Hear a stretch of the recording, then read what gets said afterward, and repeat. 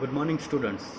Welcome back to our online tutorial classes. Last time, I hope you have watched the last video about the management, about the first chapters, and I am hopeful that you have completed your homework, your assignment that is given by me on previous lectures. So let us start where we have left. So I think we are discussing about the objective of management. Under this we have completed the organizational objectives, under which organizational objective which is related to the company itself. Related to the company itself, we have discussed the organizational objectives named survival, profit and growth. So organisational objective in short अगर मैं एक बार revise करूं फिर से, तो organisational objective means it is the commitment of company towards itself. Means company अपने आप को सर्वाइव करने के लिए क्या करेगी, कैसे प्रॉफिट अर्न करेगी, that is the objective known as organisational objective. After that there is an number 2 called social objective. Social objective means what organizations can do for the betterment of the society. Social objective refers to the commitment of organization or commitment of any enterprises towards the society. You know it very well that the society or business enterprises, any business enterprises belongs to the society. They are into the market due to the society, with the help of the society. If society is not there, the business cannot survive into the market. You know that the business use all the resources which is belongs to the society. Many businessmen use the cash that is, or the finance that is belongs from the shareholders who belongs from the society. They use the other manpower that is also belongs from the society and other resources as well. तो जो कोई भी business enterprises है वो society की वजह से ही market में टिकी हुई है। तो it is obligations of every individuals or every organizations that they give something back to their society.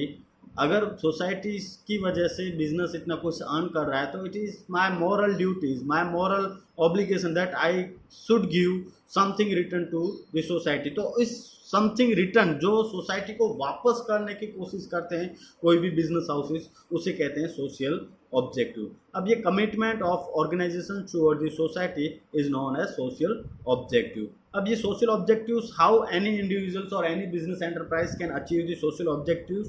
तो these are the way, common way by which any enterprise can achieve the social objectives. Number 1, providing job opportunities. Now wherever my business enterprise is established, I should provide a job opportunity to the nearby or local individuals. अब suppose जैसे मैं अब आपको पहले भी example दे चुका हूँ, एक बार फिर से एग्जांपल दूँ कि भाई in nearby Mundra there is an Tata Adani. ठीक है, टाटा अडानी वहाँ पे काम कर रही है, कितने सालों से है, लेकिन वो पहले इसी ही मोटिव से, जब कोई भी गवर्नमेंट, कोई भी स्टेट गवर्नमेंट किसी को भी अपने यहाँ पे बिजनेस अलाउ करने के लिए देती है, तो at the time they put one condition that they will give a maximum job opportunity to the local itself. वो इसी ही शर्त से वहाँ पे लोगों को काम बिजनेस करने की या फिर फैक्ट्री लगाने की मंजूरी देती है कि भाई आप ज़्यादा से ज़्यादा लोगों को जॉब अपॉर्चुनिटीज़ प्रोवाइड करोगे। तो by providing job opportunities, many business enterprises can fulfill their social objective, can achieve their social objective by providing a job opportunity to the locals. Many enterprise can achieve their social objectives. Number 2, qualitative product at reasonable price.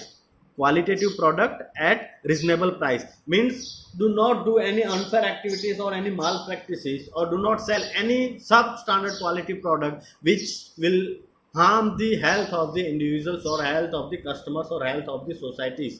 Up as a business house, you should not sell a product which have a substandard quality which will harm to the individuals or harm to the business enterprises.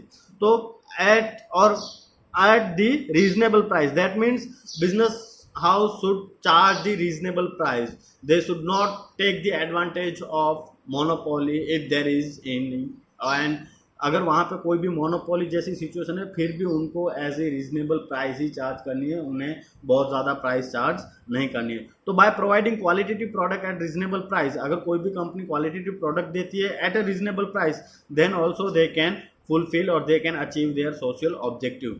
तो ये है दूसरा, number 1 providing job opportunity, number 2 qualitative product at reasonable price, number 3 है using environment friendly production technique.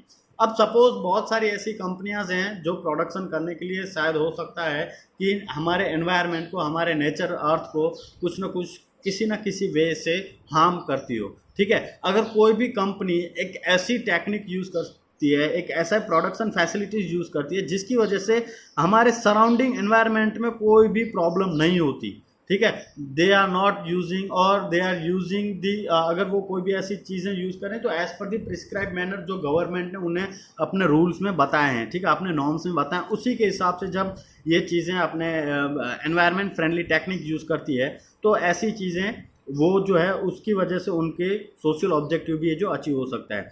अब ये जैसे कि भाई सपोज कोई अगर मेरी एक मैन्युफैक्चरिंग कंपनी है तो मैं अगर ऐसी टेक्निक यूज़ करता हूँ जिसकी वजह से सराउंडिंग जो है एनवायरनमेंट बहुत ख़राब होता है, ठीक है, मैं अपना केमिकल वाला पानी जो है नदी नालों में छोड़ रहा हूँ, हो सकता है कि मेरे एयर पॉल्यूशन हो रहा है, मेरी वजह से, मेरी फैक्ट्री की वजह से नॉइज़ पॉल्यूशन हो रहा है, तो अल्टीमेटली जो कॉस्ट जो होगी पहले सोसाइटी को होगी, वो सोसाइटी की कॉस्ट जो है अल्टीमेटली किसी भी बिजनेस हाउस की ही कॉस्ट है। तो अगर मैं पहले से ही एनवायरनमेंट फ्रेंडली अगर प्रोडक्शन टेक्निक यूज़ करता हूँ जिसकी वजह से ना तो एयर पॉल्यूशन, ना एयर पॉल्यूशन, ना वाटर पॉल्यूशन और ना ही नॉइज़ पॉल्यूशन होता है, तो अगर ये तीनों चीज़ें नहीं हो रही या फिर लैंड का भी कोई भी पॉल्यूशन नहीं हो रहा है तो इन तीनों चीज़ों की वजह से, इन चारों चीज़ों की वजह से मेरी मार्केट में इमेज अच्छी होगी और अल्टीमेटली मुझे फ़ायदा होगा।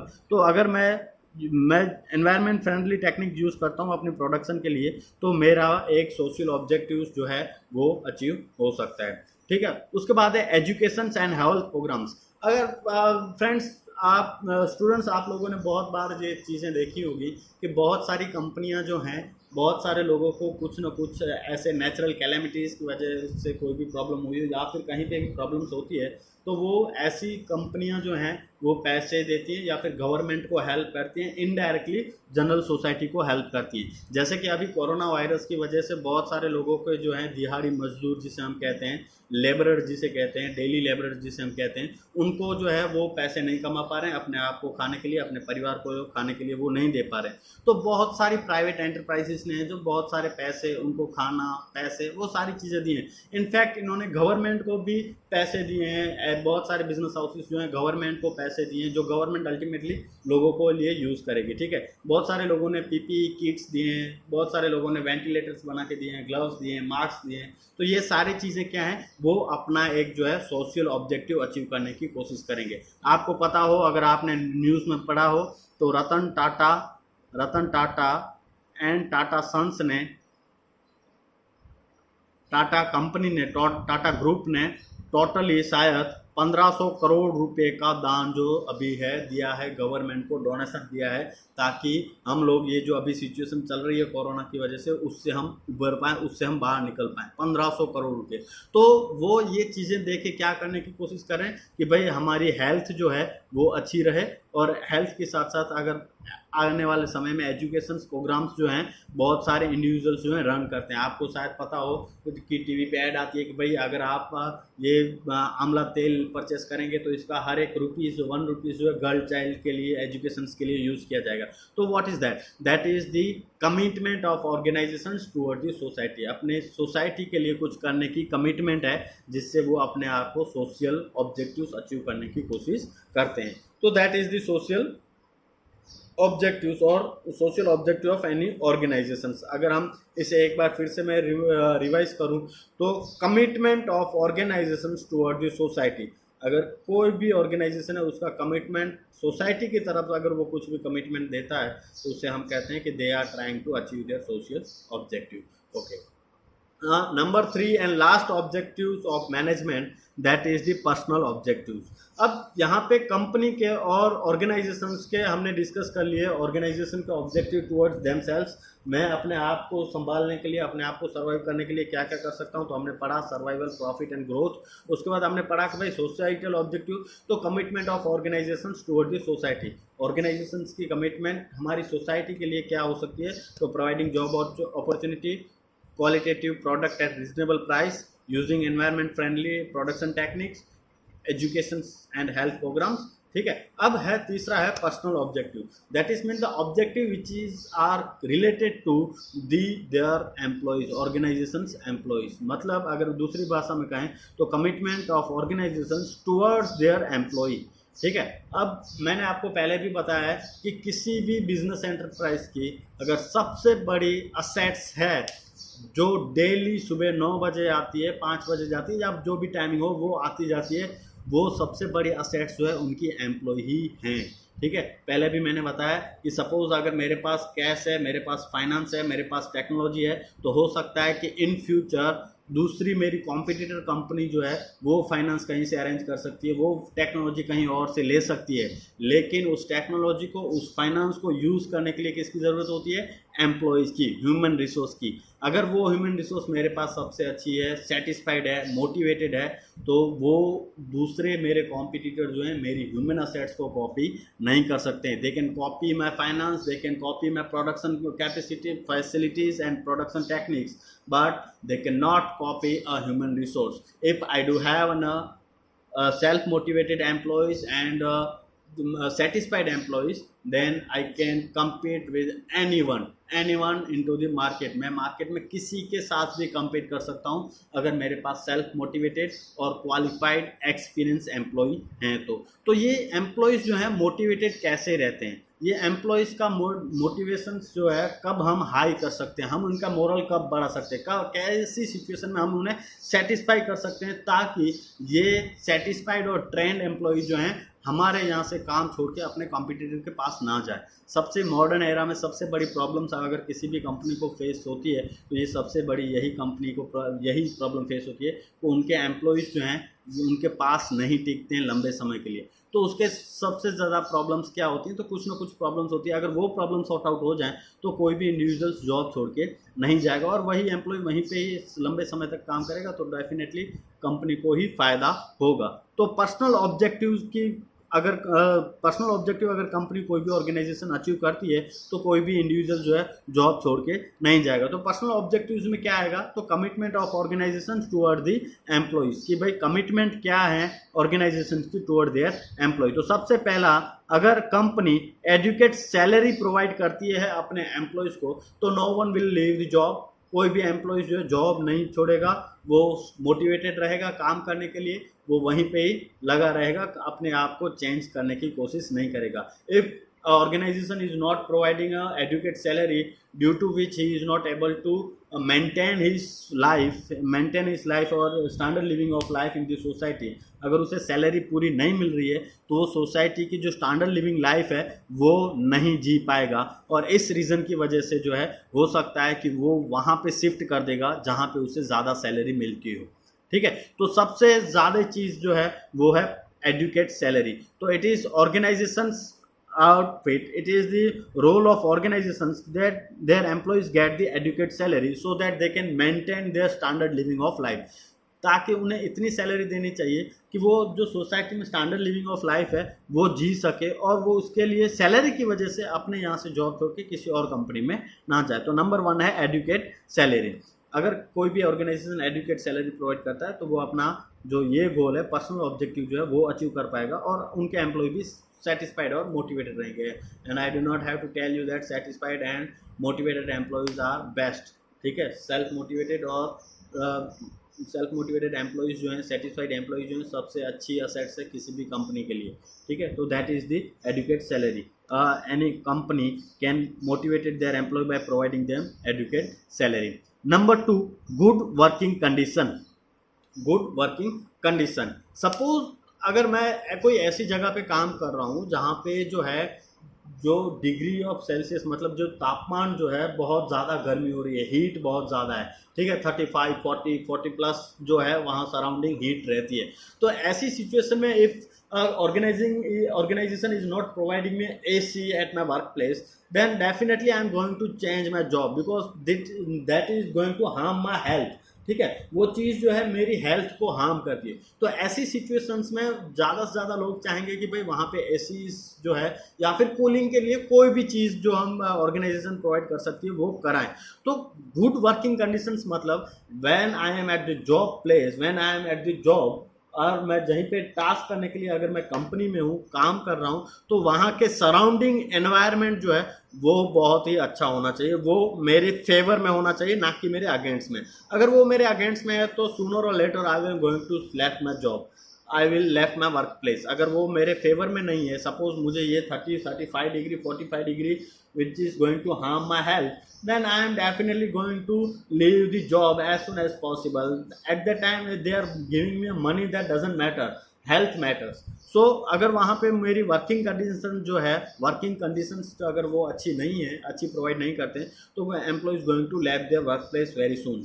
तो अगर कोई भी कंपनी जो है, they must provide good working conditions. अगर ऐसी सिचुएशन है तो वहाँ पे एसी लगाओ, वहाँ पे कूलर लगाओ, या फिर फैन भी लगा सकते हैं, ठीक है। तो these are the facilities that will be provided by the organisation to the employ at the work place.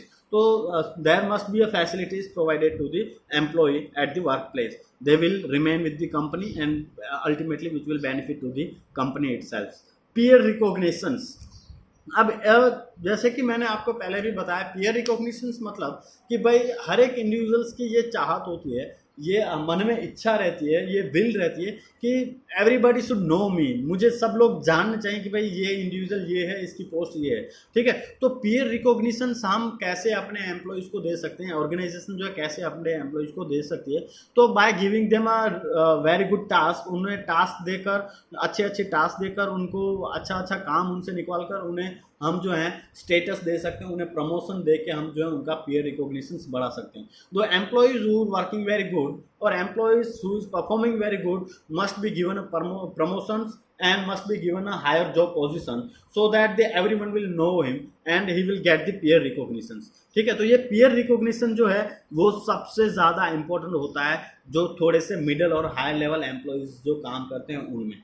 तो अगर आप एक अच्छे मैनेजमेंट अगर आप चाहते हो कि आपकी कंपनी के जो टॉप लेवल मैनेजमेंट जो है वो सदा हमेशा आपके साथ ही जुड़ा रहे, तो you must provide them a peer recognition. वो जो होते हैं मोटिवेटेड होते हैं, उनको जो मोटिवेटेड मिलता है, उनको मोटिवेशन जो मिलता है, उनको जो सेटिस्फैक्शन मिलता है वो पीयर रिकॉग्निशन से मिलता है, ठीक है। हर एक इंडिविजुअल्स को जो है सिर्फ और सिर्फ कैश से फ़ायदा नहीं होता, ठीक है। हर एक इंडिविजुअल जो है वो सिर्फ और सिर्फ कैश से मोटिवेटेड नहीं होते, कुछ इंडिविजुअल ऐसे भी होते हैं जिनको हायर पोजीशंस चाहिए। तो by providing them higher positions you can motivate your employees, and motivated employee or satisfied employee will remain with you for the longer period of time. तो peer recognitions, how you can provide the peer recognitions? by promotion, ठीक है।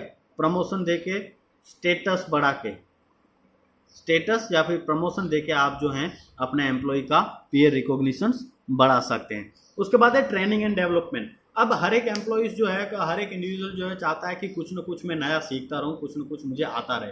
तो ये नई सीखने के लिए जो होती है वो ट्रेनिंग प्रोवाइड करवाना ज़रूरी है, उनको डेवलपमेंट देना ज़रूरी है। अब ये ट्रेनिंग डिटेल में कैसे ट्रेनिंग दे सकते हैं हम, कैसे डेवलपमेंट दे सकते हैं, क्या डिफरेंस है दोनों में, वो हम आगे आने वाले चैप्टर्स में पढ़ेंगे। लेकिन अभी के लिए आप इतना जान लो कि training and development will help you to motivate your employees.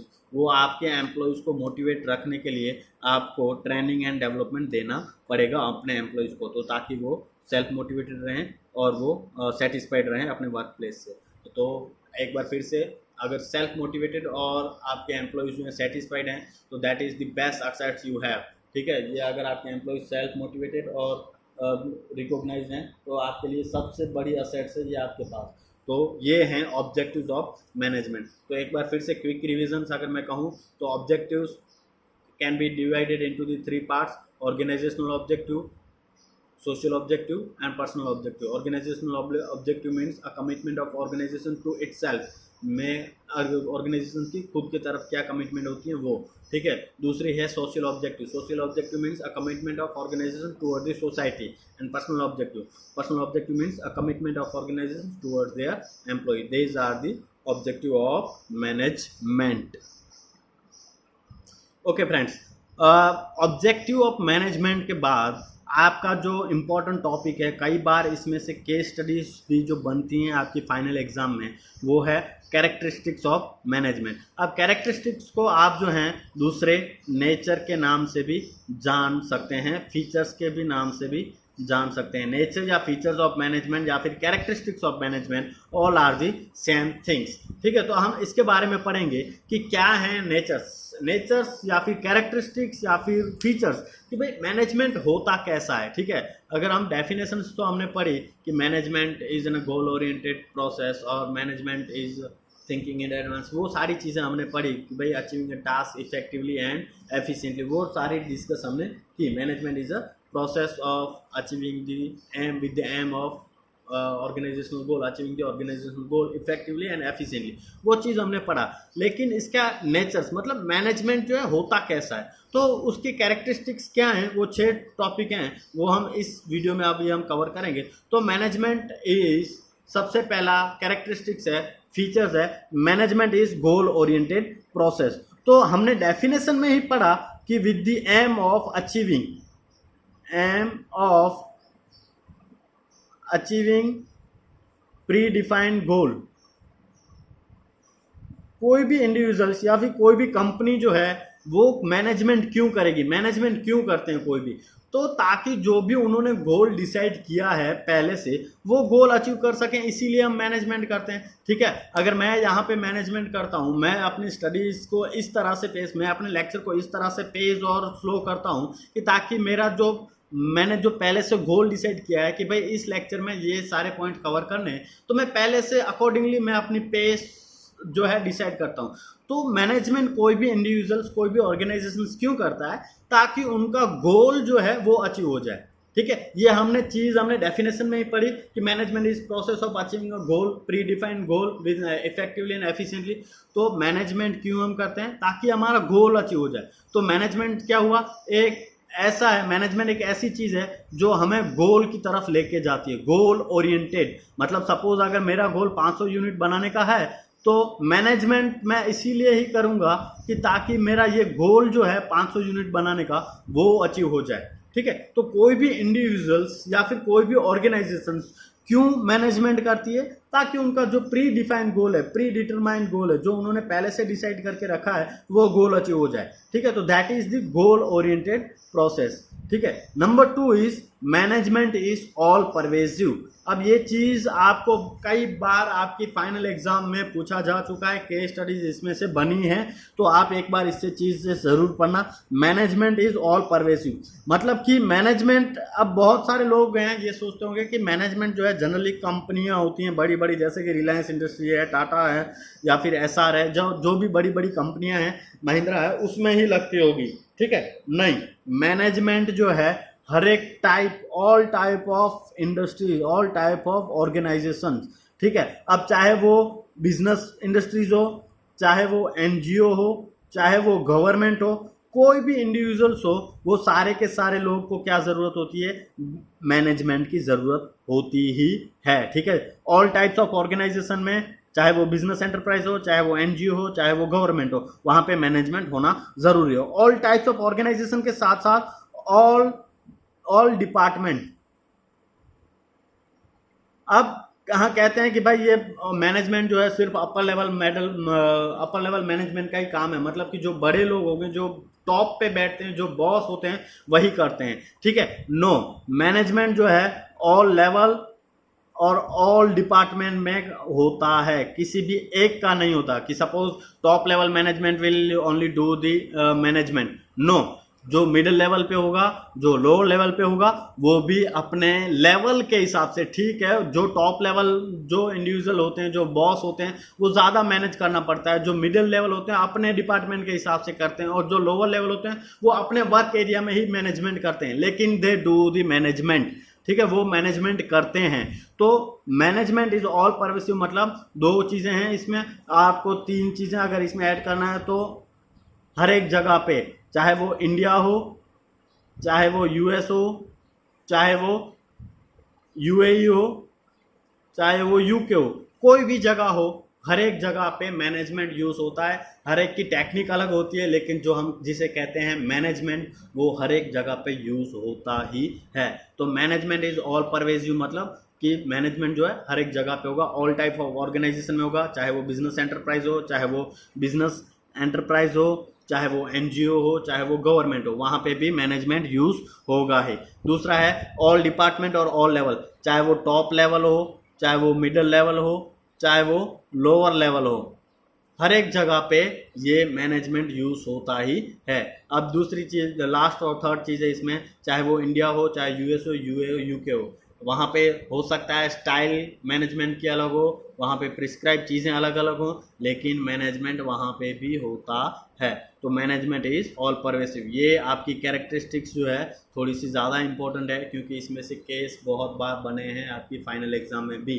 तो ये मैनेजमेंट इज़ ऑल परवेसिव एक बार आप बिल्कुल से ध्यान में रखना है। ओके, उसके बाद है मैनेजमेंट इज ग्रुप एक्टिविटीज़। आपकी थर्ड कैरेक्टरिस्टिक्स, थर्ड फीचर्स जो है वो मैनेजमेंट का वो है मैनेजमेंट इज ग्रुप एक्टिविटीज़। तो मैनेजमेंट इज ग्रुप एक्टिविटीज़ मतलब क्या है कि भाई कोई एक इंडिविजुअल्स पूरी की पूरी एंटरप्राइज नहीं चला सकता। आप अगर सोच लो कि भाई मुकेश अंबानी ही पूरी की पूरी रिलायंस इंडस्ट्री चला पाए, हो सकता है? नहीं, क्योंकि वो जो है उसका रिजल्ट जो है वो उनकी एफर्ट जो है हर एक लेवल के लोगों को करनी पड़ेगी, हर एक इंडिविजुअल को करनी पड़ेगी। कोई एक इंडिविजुअल्स ये पूरी की पूरी मैनेजमेंट नहीं कर पाएगा, ठीक है। तो ये जो है एफर्ट है सारे लोगों के, need to perform by all the individuals. कोई एक इंडिविजुअल्स इसे परफॉर्म नहीं कर सकता, ठीक है। मैनेजमेंट को हम कहें कि भाई एक इंडिविजुअल इसे परफॉर्म करेगा, तो नहीं, एक ही इंडिविजुअल्स को सारे एक ही इंडिविजुअल जो है इसे परफॉर्म नहीं कर सकते। वहाँ पे जितने भी कंपनी में लोग काम करते हैं, अलग अलग डिपार्टमेंट में अलग अलग लोग जो काम करते हैं, अलग अलग जॉब पोजीशन में, उन सभी को कुछ ना कुछ एक्टिविटीज़ जो है परफॉर्म करनी पड़ेगी अकॉर्डिंग टू द प्लान और टू अचीव द ऑर्गेनाइजेशन गोल। अगर गोल अचीव करना है तो हर एक इंडिविजुअल्स को मैनेजमेंट करना पड़ेगा। तो इसीलिए कोई एक वन इंडिविजुअल्स जो है वो मैनेजमेंट नहीं कर पाएगा, ठीक है। तो इसीलिए सारे लोग, all the individuals who are working into the organisation has to perform their job, has to perform the management so that they can achieve the pre defined goal. जो उन्होंने पहले से डिसाइडेड किया हुआ प्री डिसाइडेड गोल जो है वो achieve करने के लिए उन सभी को टास्क जो है करना पड़ेगा। दूसरा चीज़ है कि भाई ग्रुप एक्टिविटी हम क्यों कहेंगे, क्योंकि अब suppose if there is an management और if there is an mismanagement, suppose there is an mismanagement in company and organisation is not able to use their resources very efficiently. अगर organisation जो है अच्छी तरीके से अपने रिसोर्सेज यूज नहीं कर पा रही है तो क्या होगा, कंपनी अल्टीमेटली लॉस फेस करेगी, ठीक है। और अगर कंपनी लॉस फेस करती है तो सैलरी डिडक्शन हो सकती है, जॉब में से निकाला जा सकता है। तो इनका जो मैनेजमेंट, चाहे वो सक्सेसफुल हो चाहे वो अनसक्सेसफुल हो, ठीक है, मैनेजमेंट अच्छी तरीके से किया जा रहा हो या फिर मिसमैनेजमेंट हो रहा है, उनका जो भी रिजल्ट आएगा, चाहे वो पॉजिटिव रिजल्ट आ रहा है, अगर they are doing very well then there is definitely there will be a positive result, and there is a mismanagement there going to be a result come into a negative। तो कोई भी result आएगा will be affect every individuals are working into the organization। अगर suppose मेरी team ने, मेरे organisation ने अच्छा मैनेजमेंट किया और बहुत सारा प्रॉफिट कमाया, तो definitely every individual going to get the bonus, every individual going to get the incentive. तो ये रिजल्ट क्या होगा, जो भी रिजल्ट होगा उसको सभी को इफेक्ट करेगा। आप सभी को, किसी एक को इफेक्ट नहीं करा, सभी को इफेक्ट करा। तो इसलिए क्या है, ये मैनेजमेंट इज ग्रुप एक्टिविटी। तो मैनेजमेंट क्या है, ग्रुप एक्टिविटी, क्योंकि इनका रिजल्ट जो है चाहे वो पॉजिटिव हो, चाहे वो पॉजिटिव रिजल्ट हो, चाहे वो नेगेटिव रिजल्ट हो, there are going to affect the every individuals working into the organisations. अब यहाँ पे एफर्ट भी सभी को करना पड़ रहा है, इसका रिजल्ट भी हर एक इंडिविजुअल को इफेक्ट करेगा। तो इस रीजन की वजह से क्या है, management is group activities. Okay, उसके बाद है management is dynamic function. Management is dynamic functions. अब मैनेजमेंट है जो वो रिजिड नहीं है, management is not rigid, management is very flexible, ठीक है। You have to take the decisions, you have to manage the situation according to the changes happen into the external environment. जो भी changes external environment में हो रहे हैं उसके according ही आपको अपने रिसोर्सेज, अपने मैनेजमेंट स्ट्रेटेजी में यूज करना पड़ेगा। They have to change their goal according to the situation. अब सपोज आपको पूरा अभी का ही याद होगा, if you are going through the newspaper और सोशल मीडिया, तो you must have aware that there is an a deal between the Jio and Facebook, जिसकी वजह से अनिल अंबानी जो है एशिया का सबसे रिचेस्ट पर्सन बन गया है, ठीक है। अब जियो और फेसबुक में जो डील हुई है उसकी वजह से एशिया का सबसे रिचेस्ट पर्सन बन गया है, वो मुकेश अंबानी, ठीक है। अब अब सपोज इन्होंने जो है ये डील क्रैक करने के लिए, कहते हैं न्यूज़ में जो आया था न्यूज़पेपर के हिसाब से, डील क्रैक करने के लिए they are trying from last 14 month, वो लास्ट 14 मंथ से इस डील के पीछे थे, ठीक है। जियो की टीम जो है इसके पीछे लास्ट 14 मंथ से थे। अब ये 14 मंथ से लास्ट में थे, अब जब यहाँ पे ये जब डील क्रैक हुई तब ये जो है लॉकडाउन हो गया। अब उन्होंने अपना जो प्लान किया था, अपना जो मैनेजमेंट किया था, तो लॉकडाउन की वजह से वो वहाँ पे कैलिफोर्निया, जहाँ पे फेसबुक का मेन हेडक्वार्टर है, वहाँ पे जा नहीं पाए। तो उन्होंने क्या किया, चेंज किया। क्यों? क्योंकि एक्सटर्नल एनवायरनमेंट में कुछ चेंजेस आ रहे हैं, ठीक है। एक्सटर्नल एनवायरनमेंट जो है वो सही नहीं है, तो दे change their strategy and they use the video calling meeting, they done the video calling meeting, they done the conference, ठीक है। उन्होंने कॉन्फ्रेंस किया, वीडियो कॉन्फ्रेंसिंग किया, और उसके हेल्प की वजह से उन्होंने ये डील जो है कंप्लीट की। तो यहाँ पे उन्होंने क्या किया, management has to make the changes in goal और स्ट्रेटेजी। मैनेजमेंट को गोल और स्ट्रेटेजी में चेंजेस लाना पड़ेगा।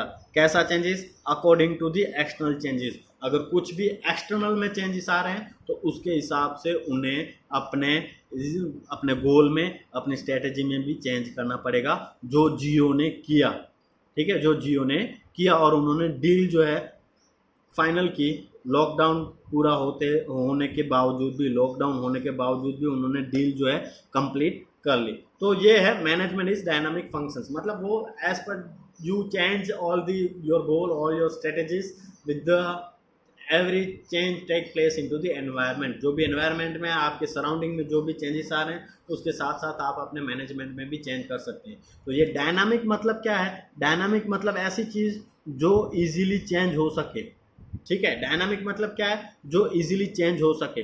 तो अगर आप मैनेजमेंट की वजह से अपने गोल में, अपनी स्ट्रेटेजी में अगर आप चेंज कर रहे हो एज पर द सिचुएशंस, तो मैनेजमेंट क्या है? Dynamic functions. ओके, उसके बाद है फिफ्थ, दैट इज इंटेंजिबल। अब you can not see the management, आप जो हैं you can not touch, you can not see the management, ठीक है। आप उसे टच नहीं कर सकते, आप उसे देख नहीं सकते, यू जस्ट फील इट, आप उसे फील कर सकते हैं, ठीक है। तो मैनेजमेंट जो है वो इंटेंजिबल है। इंटेंजिबल मतलब जिसे आप ना तो टच कर सकते हैं, ठीक है, do not touch, you can not touch, you can not touch और सी, ठीक है। आप उसे ना देख सकते हैं, ना टच कर सकते हैं, यू जस्ट फील इट। आप क्या कर सकते हैं? उसे सिर्फ फील कर सकते हैं, ठीक है, कि भाई यहाँ पे मैनेजमेंट है, यहाँ पे, या फिर यहाँ पे मिसमैनेजमेंट है, ठीक है। तो मैनेजमेंट एक ऐसा फंक्शन है जिसे आप ना तो टच कर सकते हैं, ना आप जिसे देख सकते हैं, यू जस्ट फील इट, ठीक है। आप जिसे सिर्फ फील कर सकते हो उसे कहते हैं इंटेंजिबल। उसके बाद है management is continuous process. Management is continuous process. तो एक ये चीज़ ऐसी नहीं है कि एक बार आपने मैनेजमेंट कर लिया तो फिर आपको मैनेजमेंट करने की ज़रूरत नहीं होगी, नहीं। You have to do a management day, all the day, day after day, day after day, day after day. ऐसा कोई भी टास्क, ऐसा कोई भी चीज़ नहीं है कि आपको एक बार अभी करके छोड़ लिया मैनेजमेंट में तो आपको दोबारा करने की ज़रूरत नहीं पड़ेगी। No, you have to do it on repeated basis, ठीक है। आपको वो again and again you have to perform. जैसे हमने पहले ही पढ़ा था कि मैनेजमेंट क्या है। मैनेजमेंट में क्या होती है? एक प्रोसेस है, ठीक है। तो प्रोसेस, प्लानिंग करोगे, ऑर्गेनाइजिंग करोगे, स्टाफिंग करोगे, डायरेक्टिंग करोगे, कंट्रोलिंग करोगे, ठीक है। अब ये प्लानिंग कर रहे हो, ऑर्गेनाइजिंग कर रहे हो, स्टाफिंग कर रहे हो, डायरेक्टिंग कर रहे हो, कंट्रोलिंग कर रहे हो। तो अगर कंट्रोलिंग के, अगर आपको पता चला कि भाई वहाँ पे प्लानिंग में और एक्चुअल परफॉर्मेंस में कुछ डेविएशन है, जो हमने पहले पढ़े थे कि controlling means comparing the actual performance with plan performance, ठीक है। आपने क्या किया है और आपने क्या प्लान किया था उसको कंपेयर करना कंट्रोलिंग है। अगर आप वहाँ पे आइडेंटिफाई करते हो कि वहाँ पे कुछ डेविएशन हैं, तो आप डेविएशन हटाओगे, उसके लिए फिर से प्लान करोगे कि भाई मैं ये डेविएशन ऐसे हटाऊंगा, उस डेविएशन हटने के बाद फिर से मेरा ये टारगेट होगा, ऐसे अचीव करूंगा, वो करूंगा, ये करूंगा। तो प्लानिंग क्या है? कंटिन्यूअस प्रोसेस है, वो घूमती ही रहेगी, वो कंट्रोलिंग पे एंड नहीं हो जाती। अगर आपने कंट्रोलिंग पे प्लान मैनेजमेंट प्रोसेस जो है एंड कर दी, तो आप नए टास्क के लिए प्लानिंग क्यों नहीं कर पाओगे? प्लानिंग करना ही पड़ेगा आपको नए टास्क के लिए, ठीक है। तो planning does not and with the controlling. Planning जो है कंट्रोलिंग के साथ एंड नहीं होती। अगर वहाँ पे कुछ डेविएशन है या फिर अगर आप नया टास्क परफॉर्म कर रहे हो, तो you have to do it again this process, you have to follow this same process again and again. तो मैनेजमेंट इज कंटिन्यूअस प्रोसेस, वो कंट्रोलिंग के साथ एंड नहीं हो जाती, बल्कि वहीं से ही एक बार फिर से स्टार्ट हो जाती है, फिर से वहीं से ही आगे निकलती है। तो ये है आपकी कैरेक्टरिस्टिक्स ऑफ मैनेजमेंट या फिर फीचर्स ऑफ मैनेजमेंट। ठीक है, तो डन फॉर द डे, आज के लिए बस इतना ही है। आज हमने जो पढ़े वो है ऑब्जेक्टिव में से हमने सोशल ऑब्जेक्टिव और पर्सनल ऑब्जेक्टिव पढ़े, उसके बाद कैरेक्टरिस्टिक्स या फिर फीचर्स आप जो भी कहें वो हमने पढ़े। ठीक है, तो आज का अगर आपको होमवर्क जो है वो आपको लिखना है आपके पर्सनल और social objective of the organisation. ठीक है, आपका जो होमवर्क जो है वो आपका होमवर्क मैं आपको दे रहा हूँ।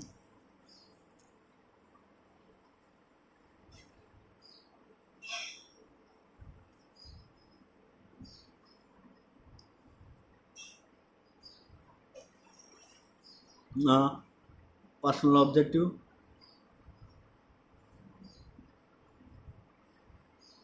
And social